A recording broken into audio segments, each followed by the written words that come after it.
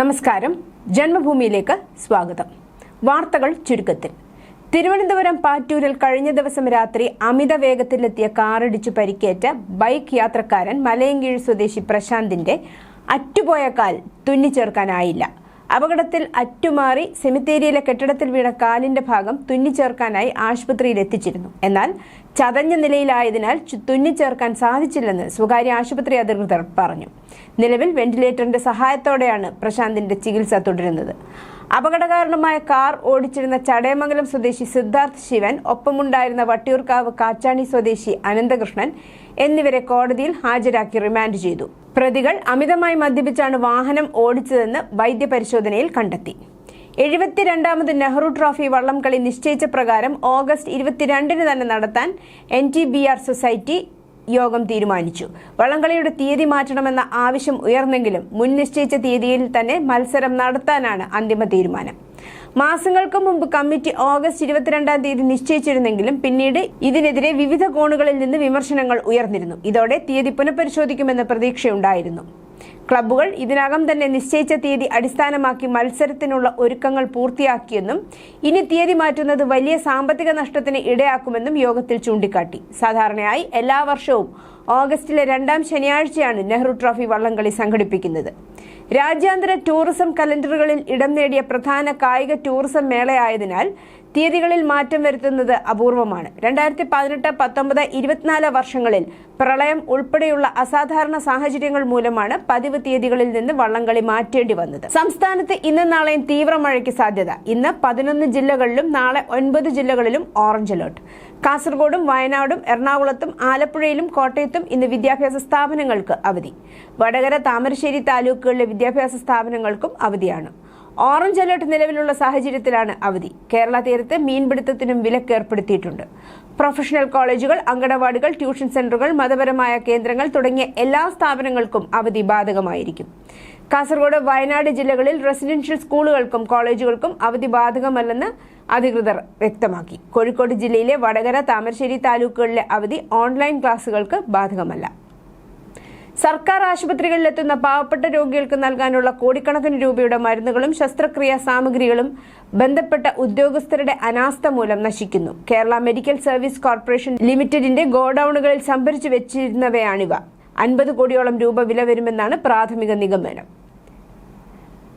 സംഭവം പുറത്തു വന്നതോടെ അന്വേഷിക്കാൻ മന്ത്രി കെ മുരളീധരൻ നിർദ്ദേശിച്ചു. മരുന്നുകൾക്കും ശസ്ത്രക്രിയാ സാമഗ്രികൾക്കും പുറമെ കോവിഡ് കാലത്ത് വാങ്ങിയ PPE കിറ്റുകളുമുണ്ട്. സംസ്ഥാനത്തെ വിവിധ ജില്ലകളിലെ ഗോഡൌണുകളിലാണ് കാലാവധി കഴിഞ്ഞ മരുന്നുകളും മറ്റും ചികിത്സാ സാമഗ്രികളും അലങ്കോലമായി ശേഷിക്കുന്നത്. കാലഹരണപ്പെട്ട ഇവ ഒഴിവാക്കാനും ലക്ഷങ്ങൾ വേണ്ടിവരും. മെൻസ്ട്രൽ കപ്പിനുള്ളിൽ വിദഗ്ധമായി രാസലഹരി ഒളിപ്പിച്ചു കടത്തുന്ന സംഘം എക്സൈസ് പിടിയിൽ. ആലപ്പുഴ തൃക്കുന്നപ്പുഴ വില്ലേജ് കോട്ടേമുറി ദേശം പാണ്ഡികശാലയിൽ വീട്ടിൽ മുഹമ്മദ് ഷാഫി, ആലപ്പുഴ സ്വദേശിനി സരിത എന്നിവരാണ് അറസ്റ്റിലായത്. ഇവരിൽ നിന്ന് വിപണിയിൽ ലക്ഷക്കണക്കിന് രൂപ വിലമതിക്കുന്ന 94.032 ഗ്രാം MDMA എക്സൈസ് പിടിച്ചെടുത്തു. വടകര മേമുണ്ട പള്ളിക്ക് സമീപത്തെ വീട്ടിൽ നിന്ന് BMW കാറും വിലയേറിയ ഹാർലി ഡേവിഡ്സൺ ബൈക്കും മോഷണം പോയ സംഭവം പോലീസിനെയും നാട്ടുകാരെയും ഞെട്ടിച്ചെങ്കിലും വീടുമായി അടുത്ത ബന്ധമുള്ളയാൾ തന്നെയാണ് ഇവ കൊണ്ടുപോയതെന്ന് വ്യക്തമായതോടെ പരാതിയില്ലെന്നും കേസ് വേണ്ടെന്നും വീട്ടുകാർ അറിയിച്ചു. തുടക്കത്തിൽ വാഹനങ്ങൾ കണ്ടെത്താൻ വടകര DYSPയുടെ നേതൃത്വത്തിൽ അന്വേഷണം ഊർജിതമാക്കിയെങ്കിലും വീട്ടുകാർ പരാതിയില്ലെന്ന് പറഞ്ഞതോടെ പോലീസ് പിന്മാറി. വാഹനം എവിടെയുണ്ടെന്ന വിവരം ഇവർക്ക് ലഭിച്ചെന്നാണ് സൂചന. രാത്രിയിലെ വൈദ്യുതി ക്ഷാമം പരിഹരിക്കാൻ കൂടിയ വിലയ്ക്ക് വൈദ്യുതി വാങ്ങുന്നത് KSEB ദിവസേന കണ്ടെത്തേണ്ടത് 10 മുതൽ 15 കോടി വരെ രൂപ. ജൂലൈ ആദ്യം മുതൽ ഇതാണ് സ്ഥിതി. വൈദ്യുതി നിയന്ത്രണം ഏർപ്പെടുത്തുന്നത് പ്രതിഷേധത്തിന് ഇടയാക്കുമെന്നതിനാലും സർക്കാരിന്റെ പ്രതിച്ഛായയ്ക്ക് മങ്ങലുണ്ടാക്കുമെന്നതിനാലും ഇത് ഒഴിവാക്കാനാണ് KSEB ശ്രമിക്കുന്നത്. രാത്രിയിൽ 10 രൂപ വരെ വില നൽകേണ്ടി വരുന്നു. ഈ തുക മുഴുവൻ ഭാവിയിൽ വൈദ്യുതി നിരക്കായി ഉപഭോക്താക്കൾ നൽകേണ്ടി വരും. ജൂലൈ 18-ന് ശേഷം ഇതുവരെ ഔദ്യോഗികമായി വൈദ്യുതി നിയന്ത്രണം ഉണ്ടായിട്ടില്ല. ദേശീയ അധ്യക്ഷന്റെ പിറന്നാൾ വിരുന്നിന്റെ മധുരം നുണഞ്ഞ് പാർട്ടികൾക്ക് പിന്തുണ പ്രഖ്യാപിച്ച മുഖ്യമന്ത്രി VD സതീശന്റെ അവഗണനയ്ക്ക് മുന്നിൽ നിശേഷം തോറ്റുപോയി lower primary school teachers rank ഹോൾഡേഴ്സിന്റെ സമരത്തിലെ അവസാന ആയുധമാണ് വളർമതിയുടെ നിരാഹാരം. ഇന്നു മുതൽ നിരാഹാര സത്യാഗ്രഹം ആരംഭിക്കുമെന്ന് ചെണ്ടകുട്ടി വിളംബരം ചെയ്തു. 25 ദിവസമായി സെക്രട്ടേറിയറ്റിന് മുന്നിൽ സമരം തുടരുകയാണ്. ഇന്നലെ മുഖ്യമന്ത്രിയുമായും മന്ത്രി N ഷംസുദ്ദീനുമായും ഉദ്യോഗാർത്ഥികൾ നടത്തിയ ചർച്ച പരാജയപ്പെട്ടിരുന്നു. 2 മാസത്തെ സാവകാശം വേണമെന്ന് മന്ത്രി ആവശ്യപ്പെട്ടു. നിയമന കാര്യത്തിൽ ഉറപ്പ് പറയില്ലെന്ന് VD സതീശനും അറിയിച്ചു. സമരപന്തലിൽ പിന്തുണ അറിയിക്കാനെത്തിയ BJP സംസ്ഥാന ജനറൽ സെക്രട്ടറി ശോഭാ സുരേന്ദ്രന്റെ കൈകൾ ചേർത്തുപിടിച്ച് സമരസമിതി സെക്രട്ടറി കൂടിയായ വളർമതി വിതുമ്പി. LP-ST ഉദ്യോഗാർത്ഥികളുടെ സമരത്തിന് BJP പൂർണ്ണ പിന്തുണ നൽകുന്നതായും ശോഭാ സുരേന്ദ്രൻ പറഞ്ഞു. PM ശ്രീ പദ്ധതിയുമായി മുന്നോട്ടു പോകുമെന്നും ധാരണാപത്രത്തിൽ നിന്ന് പിന്മാറാൻ സർക്കാരിന് കഴിയില്ലെന്നും UDF കൺവീനർ അടൂർ പ്രകാശ് വ്യക്തമാക്കി. ഏതെല്ലാം വിദ്യാഭ്യാസ സ്ഥാപനങ്ങൾ പദ്ധതിയിൽ ഉൾപ്പെടണമെന്ന് സർക്കാർ തീരുമാനിക്കും. കേന്ദ്ര ഫണ്ട് ലഭ്യമാക്കുന്നതിനുള്ള നടപടികളുമായി സർക്കാർ മുന്നോട്ടു പോകുമെന്നാണ് വിവരം. PM ശ്രീയുമായി മുന്നോട്ടു പോകാനുള്ള സർക്കാർ തീരുമാനത്തിൽ വെട്ടിലായി മുസ്ലിം ലീഗ്. ലീഗ് അണികൾക്കും മുസ്ലിം സംഘടനകൾക്കുമുള്ള അതൃപ്തി പരിഹരിക്കുന്നതിനാണ് ലീഗ് നേതൃത്വത്തിന്റെ തലവേദന. പദ്ധതിയിൽ നിന്ന് പിന്മാറാൻ നിയമപരമായി കഴിയില്ലെന്നതാണ് ന്യായീകരണം. സ്കൂളുകളും സിലബസും സംസ്ഥാനത്തിന് തീരുമാനിക്കാനാകണം എന്ന ഉപാധി വയ്ക്കാൻ ഒരുങ്ങുകയാണ് കേരളം.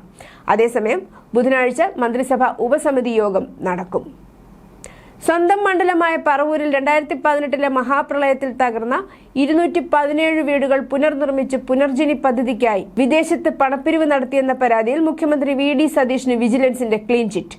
അന്വേഷണത്തിൽ തെളിവുകൾ കണ്ടെത്താനാവാത്ത സാഹചര്യത്തിൽ തുടർ നടപടികൾ അവസാനിപ്പിക്കണമെന്ന് വിജിലൻസ് മേധാവി മനോജ് എബ്രഹാം സർക്കാരിന് റിപ്പോർട്ട് നൽകി. ഇതിന്റെ അടിസ്ഥാനത്തിൽ സതീഷിനെതിരെ കഴിഞ്ഞ സർക്കാർ എടുത്ത കേസ് അവസാനിപ്പിക്കാൻ തീരുമാനിച്ചതായി ആഭ്യന്തരമന്ത്രി രമേശ് ചെന്നിത്തല പറഞ്ഞു. കേന്ദ്ര അനുമതിയില്ലാതെ വിദേശ രാജ്യങ്ങളിൽ പണപ്പിരിവ്, അനുമതിയില്ലാതെ വിദേശയാത്ര, വിദേശ പണം ചെലവിട്ടതിൽ ക്രമക്കേട് അടക്കമുള്ള പരാതികളിലായിരുന്നു അന്വേഷണം. എറണാകുളം ആസ്ഥാനമായ മണപ്പാട് ഫൗണ്ടേഷൻ എന്ന സന്നദ്ധ സംഘടന വഴിയാണ് പദ്ധതി നടപ്പാക്കിയത്. ഇക്കഴിഞ്ഞ നിയമസഭാ തെരഞ്ഞെടുപ്പിന് തൊട്ടുമുമ്പാണ് പ്രതിപക്ഷ നേതാവായിരുന്ന VD സതീഷിനെ ലക്ഷ്യമിട്ട് പുനർജനിയിലെ അന്വേഷണ റിപ്പോർട്ട് സർക്കാർ പുറത്തുവിട്ടത്. ശുപാർശയുടെ രേഖകൾ പുറത്തുവിട്ടതല്ലാതെ കേന്ദ്ര ഏജൻസിക്ക് അന്വേഷണം പിണറായി സർക്കാർ കൈമാറിയില്ല. തിരിച്ചടിയുണ്ടാകുമെന്ന നിയമോപദേശമായിരുന്നു കാരണം. ആസൂത്രണ ബോർഡ് ചീഫ് പരീക്ഷയുമായി ബന്ധപ്പെട്ട് PSC ഉദ്യോഗസ്ഥർ ഗൂഢാലോചന നടത്തി നിയമനം അട്ടിമറിച്ചെന്ന് ക്രൈംബ്രാഞ്ച്. ഇൻഡസ്ട്രി ആൻഡ് ഇൻഫ്രാസ്ട്രക്ചർ വിഭാഗം ചീഫായി നിയമനം കിട്ടിയ അരുൺ ജെ പ്രതാപിന് 1ാം റാങ്ക് ലഭിക്കാനായി മൂല്യനിർണ്ണയത്തിൽ തിരിമറി നടത്തിയതായി പ്രാഥമിക അന്വേഷണത്തിൽ കണ്ടെത്തി. ഇടത് സംഘടനാ പ്രവർത്തകനാണ് അരുൺ ജെ പ്രതാപ്. ഇദ്ദേഹം 1ാം റാങ്ക് കിട്ടുന്നതിനായി പരീക്ഷ എഴുതിയ മുഴുവൻ ഉദ്യോഗാർത്ഥികളുടെയും 10 ഉത്തരങ്ങൾ മൂല്യനിർണ്ണയം നടത്താതെ വിട്ടു. ഇവ മൊത്തം 58 മാർക്കിനുള്ളതാണ്. ഈ ഉത്തരങ്ങൾ കൂടി മൂല്യനിർണ്ണയം നടത്തിയിരുന്നെങ്കിൽ അരുൺ ജെ പ്രതാപിന് റാങ്ക് പട്ടികയിൽ ഉൾപ്പെടാനാകില്ലെന്നതാണ് അന്വേഷണ സംഘത്തിന്റെ വിലയിരുത്തൽ. ഇവയിൽ 4 ചോദ്യങ്ങൾ അദ്ദേഹം ഉത്തരം എഴുതാതെ വിട്ടു. ബാക്കിയുള്ള 6 എണ്ണത്തിന് വെറുതെ ഉത്തരം എഴുതുകയായിരുന്നു. വെമ്പായം ബാറിലെ തീവെപ്പ് സംഭവത്തിൽ പൊള്ളലേറ്റ് ചികിത്സയിലായിരുന്ന യുവാവ് മരിച്ചു. തേക്കട സ്വദേശി നൌഫലാണ് മരിച്ചത്. 50% മുകളിൽ പൊള്ളലേറ്റ നൌഫൽ മെഡിക്കൽ കോളേജ് ആശുപത്രിയിൽ ചികിത്സയിൽ കഴിയുകയാണ് മരണം സംഭവിച്ചത്. ഇൻഫെക്ഷൻ ആയതിനെ തുടർന്നാണ് മരണം സംഭവിച്ചതെന്ന് ഡോക്ടർമാർ പറഞ്ഞു. തീവെപ്പിനെ തുടർന്ന് ബാറിൽ നിന്നും ഇറങ്ങി ബൈക്കിൽ പോയ നൌഫൽ പിരപ്പൻകോട് ക്ഷേത്രക്കുളത്തിലേക്ക് ചാടുകയായിരുന്നു. ഇതാണ് ഇൻഫെക്ഷൻ ഉണ്ടാകാൻ കാരണമെന്നാണ് വിവരം. നൌഫലിന്റെ കൈയിലെ ഞരമ്പുകൾ കത്തിയ നിലയിലായിരുന്നു. തീവെപ്പിൽ ഗുരുതരമായി പൊള്ളലേറ്റ ചീരാണിക്കര കുട്ടതട്ടി നവാസ് മൻസിലിൽ നവാസും തീയിട്ട നന്നാട്ടുകര മുണ്ടക്കൽ ഹൌസിൽ അനീഷും നേരത്തെ മരിച്ചിരുന്നു.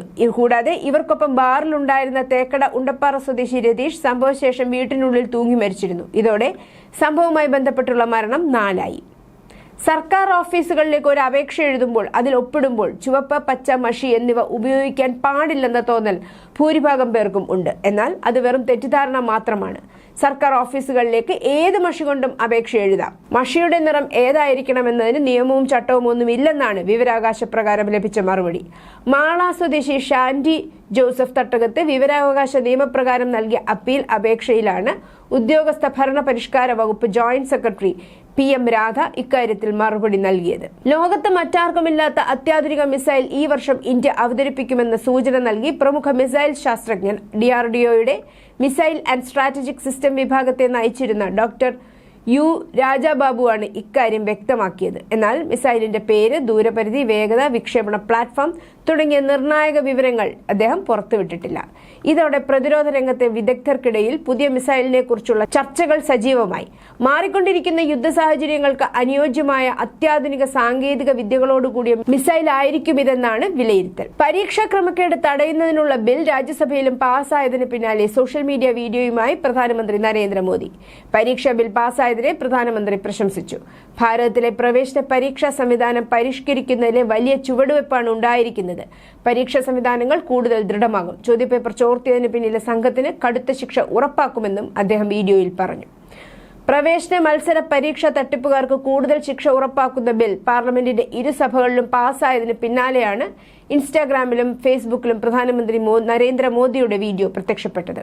താൻ നൽകിയ വാഗ്ദാനപ്രകാരം പാർലമെന്റിന്റെ ഇരുസഭകളിലും വിശദമായ ചർച്ചകൾക്കൊടുവിൽ കർശന വ്യവസ്ഥകളുള്ള പുതിയ ബിൽ പാസാക്കിയതായി പ്രധാനമന്ത്രി അറിയിച്ചു. ഇന്ത്യൻ ആർമി സെയിലിംഗ് വെസൽ ത്രിവേണിയിൽ രാജ്യത്തെ ആദ്യത്തെ വനിതാ ത്രിസേവന പ്രദക്ഷിണ സെയിലിംഗ് പരിവേഷണമായ സമുദ്ര പ്രദക്ഷിണ പൂർത്തിയാക്കിയ ഇന്ത്യൻ ആർമി, ഇന്ത്യൻ നാവികസേന, ഇന്ത്യൻ വ്യോമസേന എന്നിവയിലെ 9 വനിതാ ഉദ്യോഗസ്ഥരെ പ്രതിരോധ മന്ത്രി രാജ്നാഥ് സിംഗ് വ്യാഴാഴ്ച ആദരിച്ചു. ഒരു ധ്രുവ അംബാസിഡറെ നിയമിക്കുന്നത് പരിഗണിക്കാൻ പാർലമെന്ററി പാനൽ കേന്ദ്രത്തോട് ശുപാർശ ചെയ്തു. അത്തരമൊരു സ്ഥാനം സൃഷ്ടിക്കുന്നത് ഇന്ത്യയുടെ വിദേശ നയഘടനയിൽ ഈ പ്രദേശങ്ങൾക്ക് നൽകുന്ന പ്രാധാന്യം ഉയർത്തിക്കാട്ടാൻ സഹായിക്കുമെന്നും കൂടുതൽ ഫലപ്രദമായ രീതിയിൽ ധ്രുവ നയതന്ത്രം പിന്തുടരാൻ സഹായിക്കുമെന്നും പറഞ്ഞു. കോൺഗ്രസ് നേതാവ് ശശി തരൂർ നയിക്കുന്ന വിദേശകാര്യ പാർലമെന്ററി സ്റ്റാൻഡിംഗ് കമ്മിറ്റിയാണ് വ്യാഴാഴ്ച പാർലമെന്റിൽ സമർപ്പിച്ച ആർട്ടിക്, അന്റാർട്ടിക് മേഖലകളിൽ ഇന്ത്യയുടെ പങ്കും സാന്നിധ്യവും എന്ന റിപ്പോർട്ടിൽ ഇക്കാര്യം പറഞ്ഞത്. വെള്ളപ്പൊക്കത്തിൽ ദുരിതമനുഭവിക്കുന്നവർക്കായി അസം മുഖ്യമന്ത്രി ഹിമന്ത ബിശ്വ ശർമ്മ വ്യാഴാഴ്ച ഒരു സമഗ്ര ദുരിതാശ്വാസ പാക്കേജ് പുറത്തിറക്കി.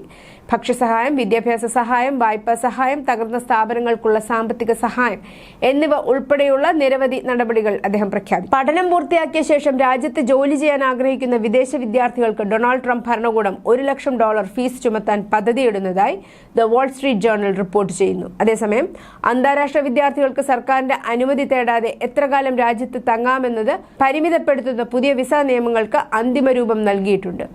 ഓപ്ഷണൽ പ്രാക്ടിക്കൽ ട്രെയിനിങ് OPT എന്ന പ്രോഗ്രാമിനാണ് നിർദ്ദിഷ്ട ഫീസ് ബാധകമാവുക.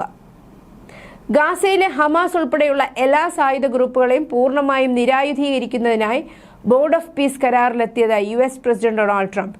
ഇതൊരു ചരിത്രപരമായ നേട്ടമാണെന്ന് തന്റെ സോഷ്യൽ മീഡിയ പ്ലാറ്റ്ഫോമായ ട്രൂത്ത് സോഷ്യലിൽ അദ്ദേഹം കുറിച്ചു. സ്ഥിരമായ സമാധാനത്തിലേക്കും സുരക്ഷയിലേക്കുമുള്ള വൻ ചുവടുവെപ്പാണിതെന്നും അദ്ദേഹം വിശേഷിപ്പിച്ചു. എന്നാൽ ഇത് സംബന്ധിച്ച് ഇസ്രായേലിന്റെ ഭാഗത്തു നിന്ന് ഔദ്യോഗിക പ്രതികരണങ്ങളൊന്നും ഉണ്ടായിട്ടില്ല. ഇറാന്റെ Islamic revolutionary guard corps IRGC ഖുദ്സ് ഫോഴ്സിന്റെ ഡ്രോൺ നിർമ്മാണ വിഭാഗമായി വാഷിംഗ്ടൺ വിശേഷിപ്പിക്കുന്ന കിമിയ പാർട്ട് സിവാൻ കമ്പനിയുമായി കിപ്പാസ് ബന്ധപ്പെട്ട സാമ്പത്തിക ശൃംഖലകളെ തടസ്സപ്പെടുത്തുന്ന വിവരങ്ങൾ നൽകുന്നവർക്ക് $15 മില്യൺ വരെ പാരിതോഷികം അമേരിക്ക പ്രഖ്യാപിച്ചു. ഇന്ത്യൻ വ്യോമസേനയുടെ റാഫേൽ യുദ്ധവിമാനങ്ങളുടെ പ്രകടനത്തെ ചോദ്യം ചെയ്യുകയും ചൈനീസ് നിർമ്മിത വിമാനങ്ങളെ പ്രശംസിക്കുകയും ചെയ്തുകൊണ്ട് വിവാദം സൃഷ്ടിച്ച മുൻ ഫ്രഞ്ച് നാവികസേന പൈലറ്റിനെ ചൈനയ്ക്ക് വേണ്ടി ചാരവൃത്തി നടത്തിയെന്നാരോപിച്ച് ഫ്രാൻസിൽ കസ്റ്റഡിയിലെടുത്ത് ഔദ്യോഗിക അന്വേഷണത്തിന് വിധേയമാക്കിയതായി ഫ്രഞ്ച് മാധ്യമങ്ങൾ റിപ്പോർട്ട് ചെയ്യുന്നു. News desk, Janmabhumi.